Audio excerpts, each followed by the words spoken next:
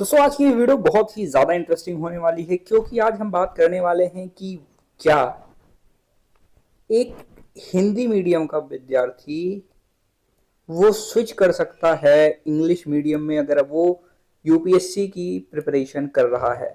तो क्या ये पॉसिबल है या नहीं। तो देखिए दोस्तों, यहाँ पर अगर मैं अब आगे जो बात करने वाला हूँ, बहुत सारे लोग ये होंगे कहेंगे कि हिंदी हमारी मातृभाषा है। बिल्कुल है, हिंदी से हमें प्यार है। बिल्कुल, मैं भी उत्तर प्रदेश से बिलोंग करता हूँ, प्रतापगढ़ उत्तर प्रदेश, और कहीं ना कहीं अवधि जो है वो भी हिंदी का बहुत ही ज़्यादा विस्तृत रूप रही है। और अगर आप देखेंगे तुलसीदास जी को, रामचरितमानस को, तो वो सब, कबीरदास जी, सब अवधि और यहीं से, इसी भाषा से जो है उनकी सारी रचनाएं रही हैं। तो कहीं ना कहीं इसका जो धीरे धीरे एवोल्यूशन हुआ है वो इन्हीं रीजनल लैंग्वेजेस से हुआ है। तो मुझे भी हिंदी से प्यार है, मेरी भी मातृभाषा हिंदी है। मैंने निकाली 1000 वैकेंसीज, जिसमें से ये जो 1000 वैकेंसीज हमारी पूरी हैं,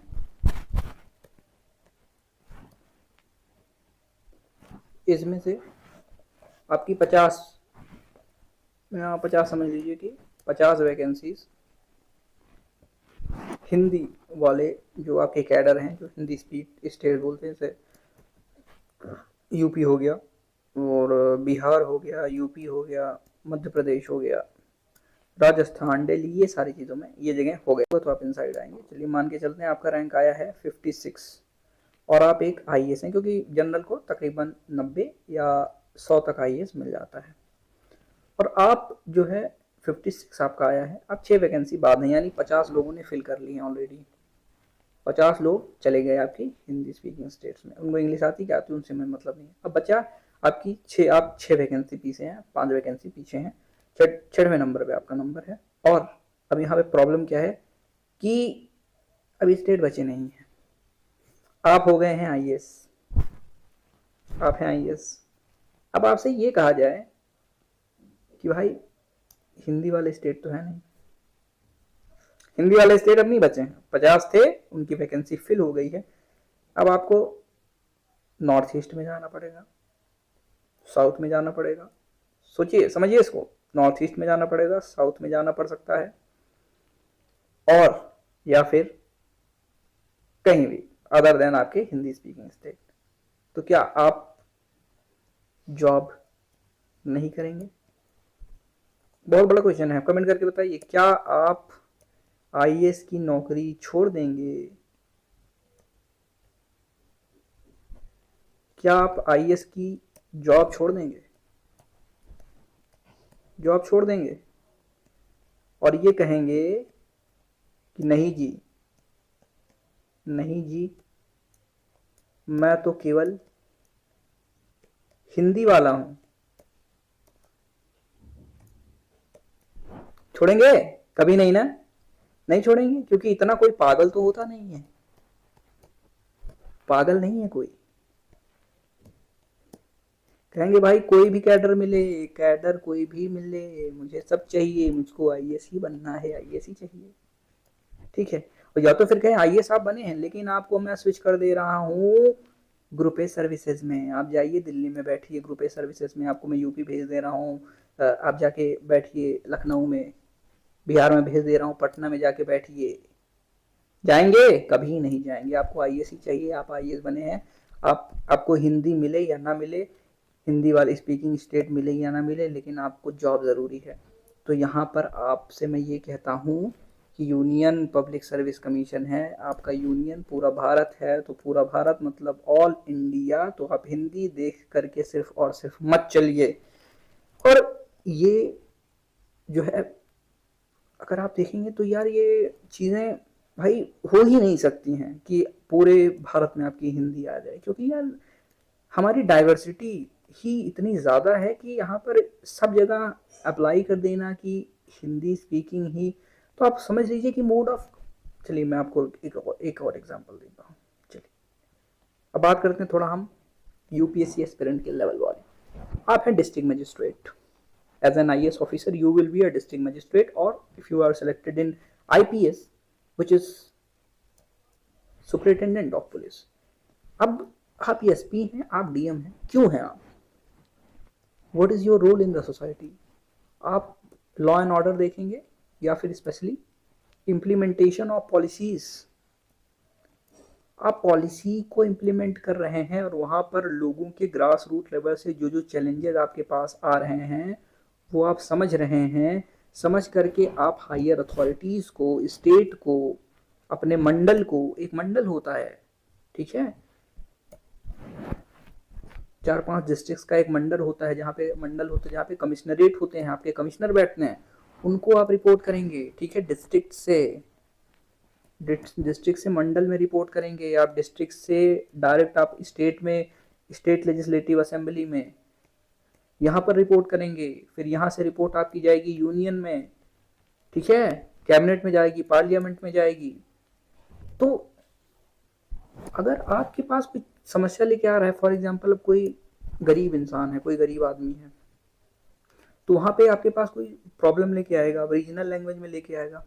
अब आप कहेंगे नहीं आपको, अब मुझे हिंदी में बताइए, नहीं मैं नहीं सुनूंगा। ये एक अच्छा डिस्ट्रिक्ट मजिस्ट्रेट होगा या यह एक ऐसा डिस्ट्रिक्ट मजिस्ट्रेट होगा जिसको पहले गया, प्रॉब्लम हुई, कुछ लोग इंग्लिश पता था, ठीक है, फिर बाद में उसको सीखना पड़ा। हाँ, एक चीज मुझे और याद आ गई, चलिए ठीक है, मैं कहता हूँ आपको हिंदी आती है, इसको एक बढ़िया एग्जांपल लेते हैं, आपको आती है हिंदी, ठीक। अब आपकी पोस्टिंग हो गई है तमिलनाडु में, आपको इंग्लिश नहीं आती, कोई बात नहीं, इंग्लिश आपको नहीं आती, कोई बात नहीं, कोई बात नहीं, ठीक है। अब आपकी पोस्टिंग हो गई तमिलनाडु में, तमिल यहाँ पे बोली जाती है, ठीक है। अब आप हो गए डीएम।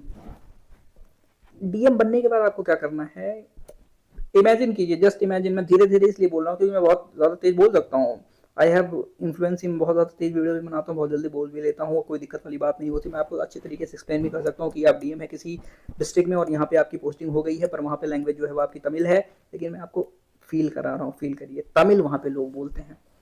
अब एक इंसान आता है आपके पास अपनी समस्या लेकर के तमिल में, देखिए ना यहाँ पे इंग्लिश है, कैडर आपका तमिलनाडु है, तमिल लैंग्वेज आपको नहीं आती है। अब यहाँ पे ना आप हिंदी है ना इंग्लिश है, तो आपकी भाषा की जो प्रॉब्लम हो गई ना, Hindi English Hindi English Hindi English कर रहे थे कि ये हाँ, एक चीज़ आप और तर्क रहता है ना कि ये अंग्रेजों का ज़माना है, ये ब्यूरोक्रेसी हो गई है और ये ब्यूरोक्रेट्स जो हैं पूरी इंग्लिश वाले हैं, पूरा अंग्रेज अंग्रेज अंग्रेज अंग्रेज, यहाँ पे हिंदी भी होनी चाहिए। तो आप बताइए, आप तमिल में आके आपसे कह रहा है वो बंदा, ना यहाँ पे इंग्लिश है ना हिंदी है, आप क्या करोगे? अब एक अच्छा ब्यूरोक्रेट क्या होगा पता है, वो धीरे धीरे वो कहेगा कि चलो मुझे कुछ नहीं आता, मुझे इंग्लिश भी नहीं आती, कोई बात नहीं, मैं तमिल सीखूंगा जिससे मैं इन लोगों की ज़्यादा हेल्प कर सकूं। तमिल सीखनी पड़ेगी ना, सीखनी पड़ेगी ना आपको एक लैंग्वेज। तो at the end of the day आप किसी भी सर्विस में कहीं भी जाएंगे, आपको वहाँ की लैंग्वेज सीखनी ही पड़ेगी और आप अपना ही जो है स्टेट पाएँ, इसकी चांसेस बहुत कम होती हैं। इंग्लिश स्पीकिंग स्टेट्स आपको मिल गई तो बहुत सोने पे सुहागा हो गया, आपको कभी भी हिंदी स्पीकिंग स्टेट्स मिल गई हैं तो आप आ गए यूपी बिहार में, आपकी ज़िंदगी पूरी यूपी बिहार में बीत जाएगी। लेकिन सबके साथ थोड़ी होता है, 100% लोगों के साथ it can never be possible that you are going to be selected as an IAS officer in your home cadre from where you belong. At the end of the day, the possibilities are there कि you might be selected as an IAS officer, as an IPS officer in a state जहाँ पर आपकी regional language नहीं बोली जा रही, तो आपको वहाँ की रीजनल लैंग्वेज सीखनी ही पड़ेगी अगर आप अच्छे तरीके से काम करना चाहते हैं। आप एक अच्छे सिविल सर्वेंट से अच्छे ब्यूरोक्रेट, अच्छे अधिकारी बनना चाहेंगे तो आपको रीजनल लैंग्वेज आपको सीखनी पड़ेगी वहाँ की। तो आप कहेंगे अब मैं इंग्लिश क्यों सीखूं, तो मैं वहीं की जाके रीजनल लैंग्वेज ना सीख लूं। तो मैं ये कहता हूं कि इंग्लिश आपकी जब नया आप जाएंगे ना, जैसे मान लीजिए अब इंग्लिश है, बहुत सारे लोग इंग्लिश, सारा काम इंग्लिश में है, तो अब हिंदी बोलते हैं, आप तमिलनाडु में गए, वहाँ पे जो ऑफिशियल लोग हैं उनसे आप इंग्लिश में कन्वर्सेशन कर सकते हैं, जो आपके अधिकारी, दूसरे अधिकारी हैं उससे, उनसे आप इंग्लिश में कन्वर्सेशन कर सकते हैं, जो आपके ऑफिशियल डॉक्यूमेंट्स आएंगे उसमें आप इंग्लिश में कन्वर्सेशन कर सकते हैं। तो आपको जो ये टाइम फ्रेम मिला, क्योंकि अगर आप 6 महीने आपको लगेंगे, आपको हिंदी आती है, 6-7 महीने 1 साल अगर आपको लग गए तमिल सीखने में, तो 6-7 1 साल की एफिशिएंसी आपने खराब कर दी। 1 साल की एफिशिएंसी, 1 साल में आप कितने लोगों का भला कर सकते, कितनी पॉलिसीज इंप्लीमेंट कर सकते। सो यूपीएससी में आपको पता ही है कि ब्यूरोक्रेटिक इनएफिशिएंसी कितनी ज़्यादा है। ब्यूरोक्रेटिक इनएफिशिएंसी कितनी ज़्यादा है, तो उसको बढ़ाने के लिए आप वहाँ पे चेंज लाना चाहते हैं या फिर वो पुराना स्ट्रक्चर ही लेके चलना चाहते हैं। तो यही चीज़ है दोस्तों, आपको करने की प्रॉब्लम क्या है। 1 साल, 2 साल, 3 साल, 4 साल, 5 साल, 6 साल, ओबीसी वगैरह में है आपको और एक्सटेंड होते जाएंगे। 8, 9, 10 अटेम्प्ट आप दे रहे हैं, 9 अटेम्प्ट दे रहे हैं आप। तो व्हाट इज द प्रॉब्लम। आप इंग्लिश 10 साल में आप इंग्लिश नहीं सीख सकते, 6 साल में आप इंग्लिश नहीं सीख सकते। इंग्लिश कौन सी बड़ी बात है। हाँ, एक बात और याद आई, आपको अब 1 साल में यहाँ पे तमिल सीखना है। तमिल से आप बिल्कुल भी फैमिलियर नहीं, इंग्लिश से तो आप फैमिलियर भी हैं। आप एक पन्नी भी खरीदते हैं, अगर एक यहाँ पे मैं नोटबुक भी खरीदा हूँ, इस पर भी मैग्नस लिखा है ना मैग्नस, ये देखिए यहाँ पर भी इंग्लिश में लिखा है। मैं फ़ोन चलाता हूँ, फ़ोन पता है, फ़ोन चला रहा हूँ, देखिए इसमें भी इंग्लिश में लिखा है। मैं व्हाट्सएप चला रहा हूँ, इंग्लिश में है। चैट कर रहा हूँ, इंग्लिश में है। क्या इंग्लिश में नहीं है, आप इंग्लिश में इतने फैमिलियर हैं। लेकिन तमिल सीखनी पड़ेगी आपको, तेलुगु सीखनी पड़ेगी, ठीक है, नॉर्थ ईस्टर्न लैंग्वेज सीखनी पड़ेगी, मराठी सीखनी पड़ेगी। तो आप कैसे करेंगे, तो आपको सीखना ही है। और यहाँ पे आपके पास 5 साल, 2 साल, 3 साल, 4 साल, 5 साल, 6 साल, 8 साल, 9 साल तक का टाइम है। और वहाँ क्या होगा, 6 महीने, 1 साल, 2 साल इनएफिशिएंट हो रहे हैं आप वहाँ पे, समझिए। तो बस यही सारी चीज़ें हैं दोस्तों। और बातें बहुत होगी हैं disrespect, I am not doing any disrespect of Hindi, क्योंकि मुझसे ज़्यादा कोई भी होगा। मैं आपको अपनी पोएम्स दिखा देता हूँ, बढ़िया बढ़िया, आपको पता चलेगा कि मैं जो चीज़ें करता हूँ। तो देखिए यहाँ पर एक छोटी सी मेरी कविता है। अहंकार तरवर को आया, मीठे फल शीतल छाया का, और प्रचुर प्रशंसा में भूल रहा वो कर जिसने बीज लगाया था। समझिए इसको कि अहंकार तरवर को आया, तरवर मतलब पेड़ होता है, मीठे फल शीतल छाया का, ठंडी छाया का, और मीठे फल का, प्रचुर प्रशंसा मतलब बहुत ज्यादा प्रशंसा हो गई उसकी, प्रचुर प्रशंसा। बाकी सब खा रहे हैं तो सब भोजन कर रहे हैं, उसके नीचे आम खा रहे हैं, फल खा रहे हैं ना, तो बहुत तारीफ कर रहे हैं कि मीठे मीठे फल हैं। तो प्रचुर प्रशंसा में भूल रहा वो कर जिसने बीज लगाया था। उसको भी नहीं याद कर रहा है कि भाई तुमने ही लगाया हुआ था बीज, अरे तुम क्या हो, मैं तो ऐसे ही बन गया हूं ना। यहाँ पे है। और यही नहीं, ये देखिए पूरी मेरी इतनी भरी, अहंकार तरवर को आया, सुबह सुबह आज फिर भौरों ने गुनगुनाया, मैं दौड़ा देखने कहीं चांद, इंस्टा स्टोरी पे तो नहीं उतरा। ये देखिए, ये ऐसे ऐसे बना दिए। तुमने ही रोशन किया है लाखों सितारों को, ये देखो, तुमने ही रोशन किया है लाखों सितारों को, तुमने ही महकाया है राती जाती बहारों क्यों क्यों क्यों लगता है तुम्हें, तुम में नहीं कुछ खास है ऐसा, जरा पूछो मेरे दिल से और इन बहके नज़ारों से। अब महकने लगी है हर शाम देखो, एक एक सांस ले रही तेरा नाम देखो, तुझसे मिलकर हो रहा कई अरसा भले तू बेसकीमती सी जैसे पुरानी जाम देखो। तो मुझसे अगर भी डिसरिस्पेक्ट, यार मेरा सारा काम ही स्क्रिप्ट लिखना, मैंने यूट्यूब पे काम किया है, हजारों वीडियोस यूट्यूब पे डाली हैं, स्क्रिप्ट मैंने हिंदी में लिखी है। तो और जो लोग ये कहते हैं कि मेरी तो पढ़ाई 12th तक जो है वो हिंदी मीडियम में हुई है, और मैं हिंदी कहीं भी हो, वो महाराष्ट्र बोर्ड से बिलोंग करते हैं या फिर कहीं से भी, जहाँ भी उनका मराठी हो, हिंदी हो, तो जो भी रीजनल लैंग्वेजेस हैं, और क्या वो इंग्लिश में स्विच कर सकते हैं। तो हिंदी वालों को थोड़ा ज़्यादा प्रॉब्लम होती है महाराष्ट्र वगैरह में, वहाँ पे थोड़ी एजुकेशन जो है इंग्लिश में ज़्यादा है, क्योंकि वो नियर एक आप देखेंगे मुंबई है, तो बड़े बड़े शहर वहाँ पे आसपास हैं। सो वहाँ पर इंग्लिश के ऊपर थोड़ी प्रायोरिटी ज़्यादा दी जाती है। तो ये चीज़ें हैं। और अगर मैं अपनी बात करता हूँ दोस्तों, तो मैंने भी 8 तक की पढ़ाई जो है वो करी हुई है हिंदी में ही, हिंदी मीडियम से ही, और हिंदी मीडियम से मैंने भी पढ़ाई करी है। लेकिन फिर बात क्या आती है कि मैंने 9 से जो है इंग्लिश मीडियम में एडमिशन लिया, पर इंग्लिश मीडियम आपका CBSE बोर्ड का था और CBSE। तो ये जो है यहाँ पर आपका जो सारी बुक्स होती हैं वो इंग्लिश में तो होती हैं, बट लेकिन मैंने 12th तक हिंदी ली थी। आपका फिजिकल एजुकेशन होता है ना, या फिर कंप्यूटर साइंस या फिर फिजिकल लो, तो मैंने चूज़ किया था हिंदी को। अब एक्स्ट्रा सब्जेक्ट जो आप चूज़ करते हैं, किसी किसी कॉलेज में 5 होता है, किसी में 6 होता है, तो 5 मेरे वाले में था, तो मैंने हिंदी चूज़ करी थी। तो यहाँ पर बात क्या है कि अब जैसे कुछ लोग हैं जो कि 12th तक ही पूरी हिंदी पढ़े हुए हैं, लेकिन मेरे स्कूल में क्या था, आप देखेंगे अगर मैं प्रतापगढ़ से बिलोंग करता हूँ, तो प्रतापगढ़ में जो भी स्कूल्स हैं ना, उनमें बेसिकली क्या होता है कि हिंदी बस, जो इंग्लिश है वो नाम की होती है और चलती हिंदी ही है। तो यहाँ पर पहले बात सारी कन्वर्सेशन वो सारी आपकी हिंदी में होंगी, समझाया भी जाएगा हिंदी में, यानी बच्चों को जो चीज़ें समझाई जाती हैं हिंदी में समझाई जाती हैं। तो मैंने चूज़ कैसे किया, तो देखिए उसके पीछे कुछ बेसिक रीजंस हैं। सबसे पहला क्या है कि बचपन से मेरे थोड़े बेसिक्स स्ट्रांग थे, जैसे कि टेंसेस मैंने पढ़े हुए थे और अपने आप से मैं प्रैक्टिस रोज किया करता था। ये तो मैं स्पीकिंग तक की बात कर रहा हूँ। और वोकैब स्ट्रॉन्ग करने के लिए मेरे टीचर थे जो 8th तक जिन्होंने मुझे पढ़ाया, तो वहाँ से मैं एक कोचिंग लिया करता था, और हिंदी मीडियम ही बेसिकली वो था, कुछ बुक्स उसकी इंग्लिश थी कुछ हिंदी थी। और प्राइवेट जो है आपके स्कूल्स में भी ऐसा होता है कि हिंदी में ही सारा चलता है, और अगर आप जो है हिंदी मीडियम स्कूल से देखेंगे तो वहाँ भी आपको सेम ही चीज़ें देखने को मिलेंगी। पर मेरे एक टीचर थे सुनील सर, तो उन्होंने टेंस वगैरह मुझे बचपन से पढ़ाया, तो जिसकी वजह से थोड़ा सा मेरी जो कमांड है वो ठीक थी। पर यहाँ पर अब आप क्या कर सकते हैं, जो जो अभी अभी जो ऐसे एस्पिरेंट्स हैं जिनको हिंदी से स्विच करना है इंग्लिश में, उनके लिए क्या। तो चलिए यहाँ तक तो मेरी बात हो गई। अब अगर आप स्विच करना चाहते हैं तो आपके लिए आगे क्या प्लान होना चाहिए आपका। तो मेरे अगर मैं अपने पर्सपेक्टिव से बताऊं तो एक फोमो है आपके अंदर इंग्लिश को लेकर के। देखिए बहुत लोग कहेंगे नहीं मुझे पढ़ना ही नहीं है, जिसको नहीं पढ़ना है इंग्लिश में, हिंदी में भाई बहुत अच्छे अच्छे कंटेंट अवेलेबल हैं, कई यूट्यूब साइट चैनल्स हैं।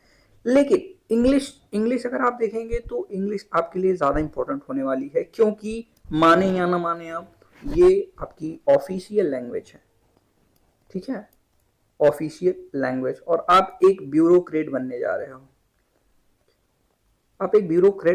हो, तो यहाँ पर जो आपके डॉक्यूमेंट्स वगैरह आएंगे, और अगर मान लीजिए फॉर एग्जांपल मैं आपको एक चीज़ बताता हूँ,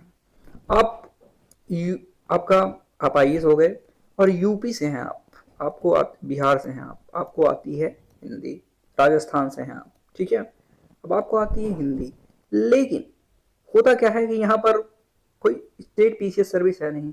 अब आप चले जाते हैं कर्नाटका में, आप चले जाते हैं केरला में, आप चले जाते हैं तमिलनाडु में, आप चले जाते हैं आंध्र प्रदेश में, तो यहाँ पर अब हिंदी तो चलेगी नहीं, हिंदी किसी को समझ में नहीं आती। तो आपको इनिशियली या तो फिर ये लैंग्वेज सीखनी पड़ेगी, जिसमें आपका 6 to 8 मंथ्स लगेगा या 1 year भी लग सकता है, डिपेंडिंग ऑन योर कैपेबिलिटीज। और प्रॉपर आप कन्वर्सेशन करने के लिए तो कम से कम 1 से 1.5 साल का समय लगने वाला है अच्छे तरीके से समझ जाने में। तो मोड ऑफ आपका सबसे पहला मोड ऑफ जो उनसे कन्वर्सेशन का होगा वो क्या हो सकता है, वो आपकी हो सकती है सिर्फ और सिर्फ इंग्लिश। अगर आपको कोई हिंदी स्पीकिंग स्टेट मिलते हैं, हिंदी स्पीकिंग, तो नॉर्थ ईस्ट में चले जाएंगे तो यहाँ पर आपको हिंदी वाले बहुत कम मिलेंगे। फिर यहाँ पे साउथ में चले जाएंगे, साउथ में भी कम मिलेंगे। तो हिंदी स्पीकिंग आपके डेफिनेटली नॉर्थ इंडिया में आपको ज़्यादा मिलते हैं, या फिर मुंबई वगैरह महाराष्ट्र में भी आपको हिंदी वाले ठीक ठाक देखने को मिल जाएंगे। लेकिन इसके आगे क्या, अगर मान लीजिए आपका कैडर कहीं और एलोकेट हो जाता है तो आपको समस्या होगी। और अगर आपको इंग्लिश आती है तो आप एक बार तो उनसे जो है कुछ जो ऑफिशियल चीज़ें हैं, क्योंकि आपके पास ऑफिसर्स रहेंगे, उनको ऑफिशियल इंग्लिश आती है, या तो उनको वो रीजनल लैंग्वेज आती है, तो उनसे भी कम्युनिकेट करने में आपको प्रॉब्लम नहीं होगी। And there are many educated people and you know that south Indian peoples English are much better than if you will compare it with UP and Bihar, क्योंकि वहाँ पर इंग्लिश बचपन से ही पढ़ाया जाता है, और ये फैक्ट है, ये चीज़ आपको ध्यान देनी है। अब मेन चीज़ आती है कि क्या आपको स्विच करना चाहिए, क्या आप स्विच कर सकते हैं या नहीं कर सकते हैं। तो मैं तो कहूँगा definitely you should, because you are an UPSC aspirant. अगर आप एक UPSC एस्पिरेंट हैं तो एक लैंग्वेज आप नहीं सीख सकते। आप देखिए इसको बिल्कुल लैंग्वेज के ऊपर मत लीजिएगा, हिंदी है, लैंग्वेज आपकी हिंदी है, उसको डिमिनाइज कभी मत कीजिए, उसकी डिसरिस्पेक्ट कभी मत कीजिए, उसके प्रमोशन पर ध्यान दीजिए। अगर आपको पोएम्स आती हैं, पोएट्रीज आती हैं, मैंने पोएम्स लिखी हैं, मैंने शायरी लिखी है हिंदी में, मैंने पोएट्रीज लिखी हैं, तो ये सारी चीज़ें हैं कि अगर आपको क्लिष्ट हिंदी आती है तो बहुत ही अच्छा है, और उसका इस्तेमाल करके आप तो उसको उच्च दिशा की तरफ ले जा सकते हैं, उसका प्रमोशन कर सकते हैं। But you are an UPSC aspirant, आप पॉलिटी पढ़ सकते हैं। कभी आपने पॉलिटी जीवन में पढ़ी है? लक्ष्मीकांत अभी तो पढ़ी होगी, पहले कभी पढ़ी थी? कभी इकोनॉमी के कॉन्सेप्ट्स आपको पता थे? सीआरआर क्या है, जीडीपी क्या है, एसएलआर क्या है, और बैंकिंग रेपो रेट, ये सब कभी पढ़ा था? नहीं पढ़ा था। कभी आपने इन्वायरमेंट में पढ़ा था कि क्लाइमेट चेंज क्यों होता है और कौन कौन से यहाँ पर वाइल्ड लाइफ सेंचुरीज हैं, कौन से जानवर हैं? ज्योग्राफी में कभी आपने पढ़ा था साइक्लोन क्यों आते हैं, कौन कौन सी जियोमॉर्फिक प्रोसेस हैं, क्या है कैसे? नहीं पढ़ा था ना। You are learning. तो जब आप इतनी बड़ी बड़ी चीजें लर्न कर सकते हैं तो व्हाई नॉट इंग्लिश? और मैं एक चीज क्या देखता हूं कि जैसे मैं यहाँ पे देखिए बहुत सारे कमेंट में बताते हैं कि ऐसा है, ठीक है, आपको नहीं करना बिल्कुल, पर मैं एक चीज़ ये सोचता हूँ कि जैसे अगर आपने कहीं पर भी इंग्लिश मीडियम से हिंदी मीडियम से, तो मैं समझ सकता हूँ आपको पहले अटेम्प्ट में, फर्स्ट अटेम्प्ट में प्रॉब्लम होगी डेफिनेटली। अगर आप इंग्लिश में स्विच करेंगे आपको सेकेंड अटेम्प्ट में प्रॉब्लम होगी, थर्ड अटेम्प्ट में, 4 5 6, जनरल के पास आपके 6 अटेम्प्ट होते हैं। At the end of the day 6 साल अगर आपने दो दो दो दो दो दो रोज दो वर्ड भी याद करे होंगे तो सोचिए आपकी इंग्लिश कितनी ज्यादा इंप्रूव हो सकती थी लास्ट अटेम्प्ट तक। लेकिन फिर कहते हैं कि मुझे पहले अटेम्प्ट से करना है, और तो इसमें आपके 2 साल के समय लगते हैं। चलिए मैं आपको बताता हूँ, जो रियली में स्विच करना चाहते हैं इंग्लिश में, बिल्कुल बहुत ही ज्यादा आसान है, बहुत आसान है। उसके पीछे मैं कारण बताता हूँ, क्योंकि यहाँ पर अगर आप देखेंगे आसान क्यों है। यहाँ पर अगर आप देखते हैं ना कि आपकी जो हिंदी है, हिंदी का आप एक बार ज्योग्राफी उठा के देखिए, एक बार पॉलिटी उठा के देखिए, आप एक बार आप इकोनॉमी उठा के देखिए, ठीक है? ऐसे ऐसे वर्ड मिलेंगे ना, आपने कभी जीवन में नहीं सुने होंगे। एक बार आप न्यूज़पेपर उठा के देख लीजिए, न्यूज़पेपर, ठीक है? अब आप न्यूज़पेपर उठा के देखेंगे ना तो आपको ऐसे ऐसे वर्ड आएंगे न्यूज़पेपर में जिसमें आपको पता ही नहीं होगा, बल्कि इंग्लिश का समझ भी लेंगे। इंग्लिश में तो जो चीज़ें हैं बहुत ज़्यादा कॉम्प्लेक्स नहीं है, लेकिन हमारी हिंदी में complexities of words are really much much more than आपकी इंग्लिश। क्यों? क्योंकि हमारी हिंदी की डाइवर्सिटी बहुत ज़्यादा है, हिंदी में वर्ड्स बहुत ज़्यादा हैं, सिलेक्शन बहुत ज़्यादा है, अलग अलग चीज़ों के लिए अलग अलग वर्ड यूज़ होते हैं। तो अगर आप पॉलिटी में ये वर्ड पढ़ ही रहे हैं, पहली बार फर्स्ट टाइम पढ़ रहे हैं और आपको वो याद ही करना है, इकोनॉमी में वो चीज़ें आप पढ़ ही रहे हैं, हिंदी में वो आपको याद ही करना है, तो वाई नॉट इन इंग्लिश? तो इंग्लिश में क्यों नहीं पढ़ सकते? आप अपनी ओर से सोचिए, क्योंकि मैं इंग्लिश में प्रिपरेशन करता हूँ, पर मैं जब हिंदी के वर्ड्स देखता हूँ ना, मेरा जो दिमाग है वो कहता है कि इसको मुझे पढ़ना ही पड़ेगा। मतलब एक चीज़ होती है कॉन्सेप्ट। तो आज आपके पास टीचर्स हैं, यूट्यूब पे अगर आप जाएंगे, यूट्यूब पे फ्री में टीचर्स अवेलेबल हैं, किसी भी कॉन्सेप्ट को आपको समझा देंगे। अगर कोई स्ट्रक्चर आपका सेंटेंस का समझ में नहीं आ रहा है हिंदी में, उसको समझिए इंग्लिश में। अच्छा ऐसा होता है, बस गूगल पे जाइए, ट्रांसलेट हो जाएगा। अब चलिए बात करते हैं कि जिसको करना ही है वो कैसे करेगा।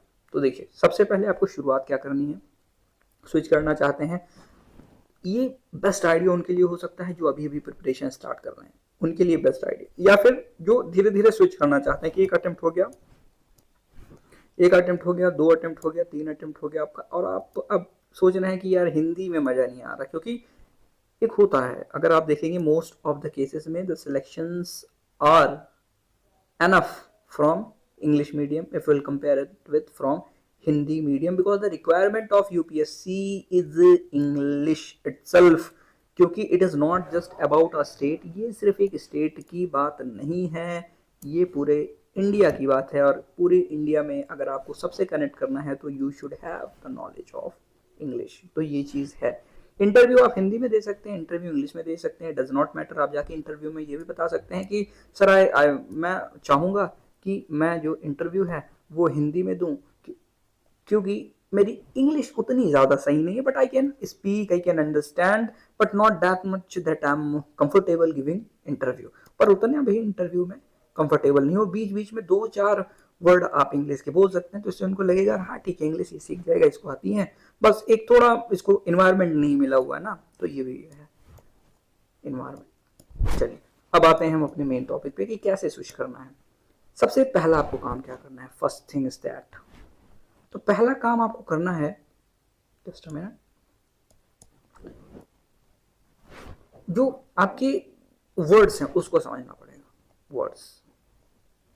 मैं ये आपको नहीं कहूंगा कि आप करंट अफेयर के लिए अगर न्यूज़पेपर पढ़ रहे हैं अच्छी बात है इंग्लिश में, और नहीं पढ़ पा रहे हैं तो आप एक आर्टिकल एटलीस्ट, एक आर्टिकल आप पढ़िए द हिंदू का या इंडियन एक्सप्रेस का, ऑनलाइन भी जाके पढ़ सकते हैं, सब्सक्रिप्शन ले सकते हैं उनके ई पेपर का 999 या 1499 ऐसे मिल जाएगा आपको, कोई प्रॉब्लम नहीं। एक आर्टिकल आप पढ़िए, उसके अलावा आपको क्या करना है ना, आप कुछ मत पढ़िए, आप अपनी बुक उठाइए पॉलिटी की, लक्ष्मीकांत, इंग्लिश में, ठीक है। अब उसको आप पढ़िए, एक एक लाइन पढ़िए अच्छे से, आपका कंटेंट भी प्रिपेयर हो रहा है, और वहां पे देखिए कौन कौन से वर्ड आ रहे हैं, इसका मतलब क्या है, गूगल पे जाइए उसको ट्रांसलेट कीजिए, टॉपिक भी आपका तैयार हो जाएगा, आपकी डीप अंडरस्टैंडिंग भी हो जाएगी, आपके वर्ड्स भी उसमें आ जाएंगे, आपको उसकी मीनिंग भी पता चल जाएगी। उसके बाद आप जो है समझ ही जाएंगे कि ये बता क्या रहा है, कहना क्या चाह रहा है, कौन सा आर्टिकल है, कौन सी चीजें हैं। अब फॉर एग्जाम्पल चलिए मैं चलता हूँ, एक टॉपिक में ओपन करता हूँ। तो चलिए दोस्तों, यहाँ पर मैंने एक फोटो ली है और मैं अब आपको दिखाता हूँ कि एक्चुअल,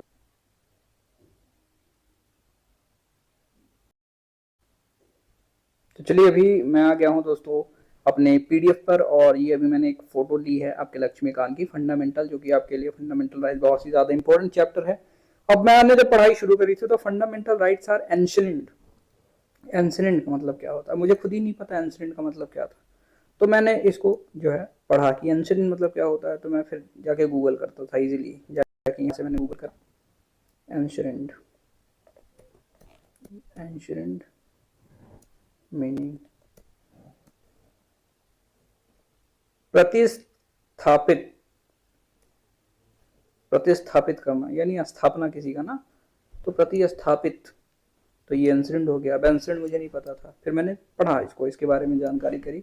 अब इसमें फंडामेंटल राइट और ये सारी चीजें बेसिक हैं। पहले आप टेंस पढ़ लीजिए, पहला काम आपको करना है टेंस, टेंस पढ़ लीजिए, फिर आप जो है ग्रामर के कुछ और यूट्यूब पे क्लासेस हैं उसमें ग्रामर थोड़ी थोड़ी पढ़िए, और इज एम आर ये सारी चीज़ें पढ़ने की कोशिश कीजिए। अगर आपको इतना भी नहीं आता है इंग्लिश, तो फिर आप पूरी की पूरी हिंदी, अगर आपके पास डॉक्यूमेंट्स वगैरह भी आएंगे एज एन आईएएस ऑफिसर, आपके पास सारे जो ऑफिशियल डॉक्यूमेंट्स आने वाले हैं इंग्लिश में आने वाले हैं, कोई नई स्कीम्स आएगी वो इंग्लिश में आएगी, रीजनल लैंग्वेज में ट्रांसलेट होती है, पर मोस्ट ऑफ द वर्क आपकी ईमेल सेंड करना है, किसी से बातचीत करनी है, कुछ भी ऑफिशियल वर्क होता है, ऑफिशियल लैंग्वेज इंग्लिश है। इंग्लिश इतनी भी इंग्लिश आपको नहीं आती तो आपको इंग्लिश सीखनी पड़ेगी, जैसे आप पॉलिटी सीख रहे हैं, जैसे आप इकोनॉमी सीख रहे हैं, जैसे आप ज्योग्राफी सीख रहे हैं। आप ऐसा तो नहीं कहते हैं कि एग्जामिनेशन में कि मुझे इंग्लिश नहीं सीख, मुझे ज्योग्राफी नहीं सीखनी, मुझे पॉलिटी नहीं सीखनी, मुझे इकोनॉमी नहीं सीखनी, क्योंकि बहुत सारे लोग हैं उनको आता है, आपको नहीं आता। इट इज एग्जाम, यहाँ पे आपका ये नहीं चलेगा कि मैं ये करूंगा तो ऐसा होगा, मैं नहीं करूंगा मेरी मर्जी, नहीं नहीं, अगर ये डिमांड है तो यू हैव टू फुलफिल।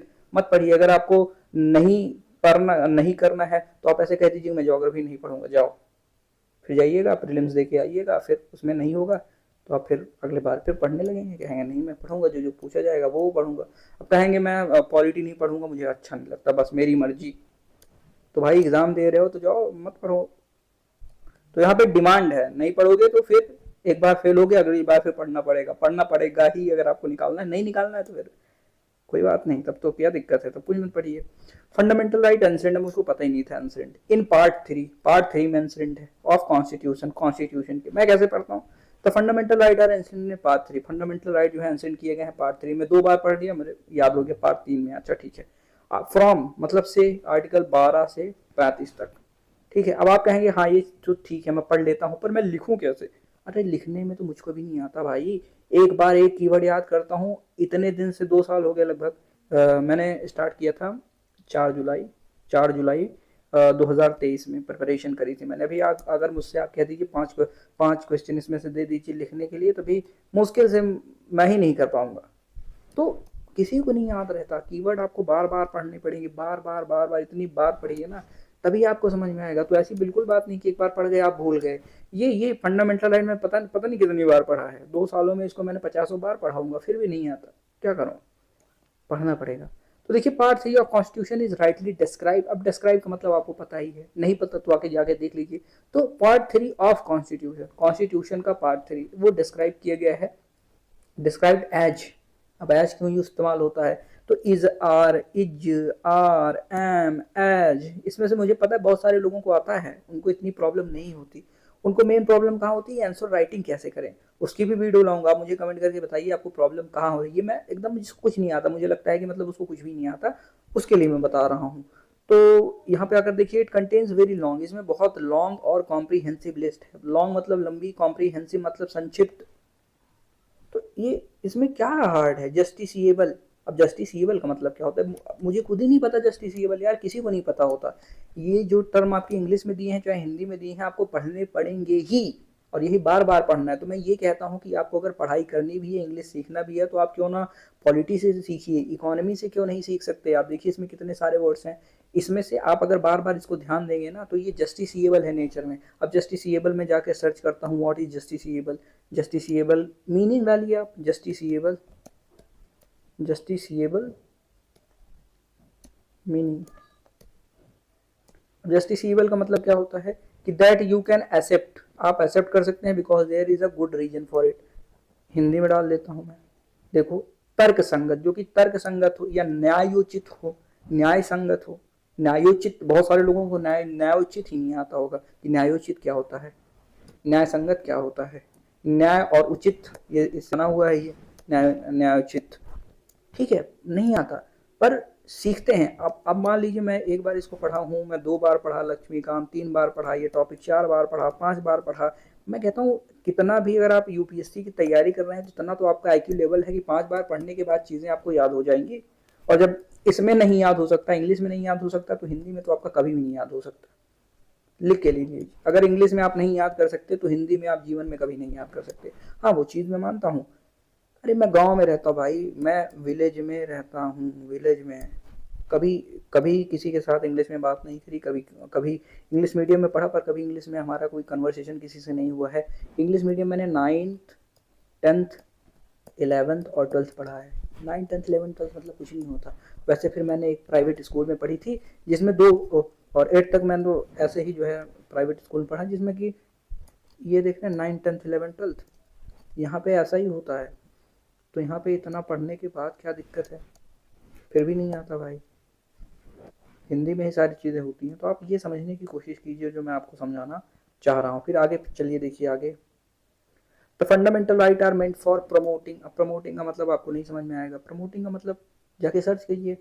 अब इसको एक आपका पूरा टॉपिक भी तैयार होगा, ideal, the ideal of political democracy, they prevent establishment of authoritarian. अब अथॉरिटेरियन क्या होता है, अब ये भी मुझे सर्च करना पड़ेगा। तो थोड़ा सा आपको सब कुछ सर्च करने की कोशिश करनी पड़ेगी। मैं हिंदी में भी आपको दिखा दूँ, फिर भी आप नहीं समझ पाएंगे, उसको समझाने की ज़रूरत पड़ेगी। तो मैं आपको यही कहना चाहता हूँ कि अगर आपको इंग्लिश में स्विच करना है, तो आप लक्ष्मीकांत से स्विच कीजिए, इकोनॉमी से स्विच कीजिए, कोचिंग के नोट्स उठा लीजिए, उससे स्विच कीजिए, और उसके जो वर्ड्स हैं उसको बार बार पढ़िए, समझने की कोशिश कीजिए। उसके वर्ड्स के नीचे आप पेंसिल ले करके यहाँ पे लिख भी सकते हैं। अरे मैं मेरे कितने सारे नोट्स मैं आपको दिखाऊंगा, उसमें मैंने प्रॉपर लिखा हुआ है, हिंदी में लिखा हुआ है। जैसे कि इसका मतलब क्या है कि जडिशियल है तो जस्टिसिएबल है, तो मैं लिख देता था तर्क संगत या न्याय संगत, न्यायोचित, न्याय संगत यानी न्याय के आधार पर जो हो, तो ये मैं लिख देता हूँ।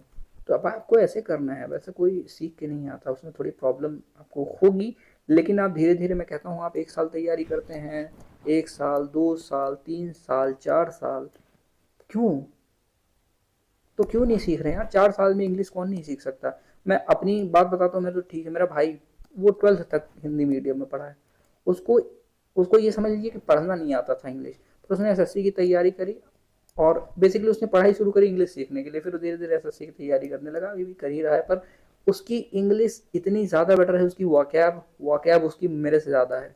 हाँ, स्पीकिंग में बहुत ज़्यादा स्पीक बोलता नहीं है, इस वजह से अच्छे से बोल नहीं पाता है उतना इन्फ्लुएंटली, लेकिन उसकी वोकेबलरी मुझसे ज़्यादा बेटर है, उसकी वर्ड, उसका ग्रामर, ये सारी चीज़ें उसकी बेटर हैं। He can make better structures, he can find more errors than I can, his grammar is lot more better. तो और कितने दिन में, सिर्फ और सिर्फ 1 साल की बात कर रहा हूँ मैं, 1 साल में सिर्फ अगर आप 2-3 घंटे भी आप दे रहे हैं ना, 2-3 घंटे देना किस में है, आपको पॉलिटी में देना, इकोनॉमी में देना। मैं नहीं कह रहा हूँ कि you go and read unrelated to your syllabus stuff, आपको नहीं पढ़ना है। You not have to pick any other book rather than your syllabus book, your syllabus notes, where there is a lot of English words और आपकी English strong होगी। अब मैं 2 साल से इंग्लिश ही पढ़ रहा हूँ और मेरी और इंग्लिश स्ट्रांग होगी धीरे धीरे धीरे धीरे धीरे। फोमो मत बनाइए। और ये मत सोचिए कि आपके लिए यूपीएससी खड़ा होगा या फिर कोई और आएगा और कहेगा लीजिए अब हम परोस दे रहे हैं आपको हिंदी में। ये कभी नहीं होगा, हो भी नहीं पाएगा ये। अगर हिंदी में ही आपकी सिविल सर्विसेज होनी होगी और हिंदी की वैल्यू बढ़नी होगी तो ऐसा काम करना पड़ेगा कि पूरे भारत में हिंदी फैलाओ, और पूरे भारत में नहीं तो आपको हिंदी स्पीकिंग स्टेट अलग करने पड़ेंगे, जो कि इलीगल है। और भाई ये I do not support this. ठीक है, भाषा के आधार पर अलग हुए हैं, लेकिन बाइफरकेट करके अलग देश बनाने की क्या ज़रूरत है बताइए आप। ऐसे आप कहेंगे तो फिर पंजाबी कहेंगे कि भाई हमारा पंजाब जो बोलते हैं उनका एक दूसरी बना दीजिए कंट्री। फिर सब कहेंगे साउथ वाले कहेंगे हमारी बना दीजिए तमिल, तेलुगु, मलयालम, फिर नॉर्थ ईस्टर्न जितनी लैंग्वेजेस हैं क्या सब अलग अलग कंट्री बना देंगे? तो उसमें ही हो सकता है कि एक लैंग्वेज हो। ठीक है, ऐसा नहीं होगा भाई। देखिए आपको ये चीज़ एक्सेप्ट करनी पड़ेगी, यूपीएससी यानी यूनियन। यूनियन, इसके नाम में ही यूनियन है। यूनियन मतलब समझ रहे हैं ना, संघ। किसका संघ? अलग अलग राज्यों का, स्टेट्स का। तो स्टेट्स में आपके आप यूपीएससी कहेंगे तो अच्छा ठीक है, चलिए एक मैं आपको कंडीशन देता हूँ। ठीक है चलिए, मैं कहता हूँ यूपीएससी मैंने निकाली है 1000 वैकेंसीज, जिसमें से मान लीजिए for example English speaking states, या फिर इंग्लिश। यार मैं वो बात कर ही नहीं रहा हूँ कि हिंदी और हिंदी है, लेकिन आप तो कहाँ क्या कर रहे हैं आप। आपको आईएएस बनना है, आपको ब्यूरोक्रेट बनना है, तो आपको चीज़ें समझनी पड़ेंगी। तो अगर आप यहाँ वीडियो देखिएगा कमेंट करके जरूर बताइए ये पर्सपेक्टिव आपको कैसा लगा। मिलते हैं अगले वीडियो में, तब तक के लिए जय हिंद, वंदे मातरम।